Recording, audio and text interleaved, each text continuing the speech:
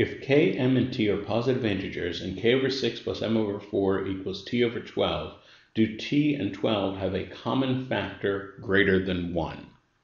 So the first thing I'm going to do is take this equation, and instead of dealing with these but-ugly fractions, I'm going to multiply both sides of the equation by 12. And that way we'll clear all the fractions.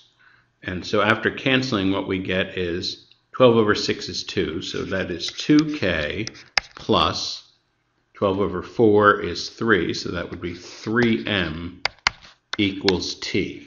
So this is a much nicer equation to deal with than the equation that has the fractions in it. So now statement number 1. Statement number 1 tells us that k is a multiple of 3, so k equals 3 times some n1, which we don't know. Well, if we plug that into the equation, what we'd get is 2 times 3 times n plus 3 times m equals t.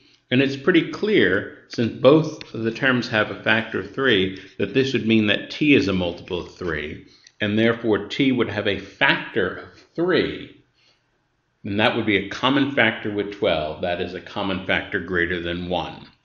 So statement number 1 allows us to give a definite yes answer to the question. Statement number 1 is sufficient. Now forget statement number 1. Focus purely on statement number 2. Statement number 2 tells us that m is a multiple of 3. So m equals 3 times some n2, some other number that we don't really care about. Now put this in, what we get is 2k plus 3 times 3n2 equals t, or 2k plus 9n2 equals t.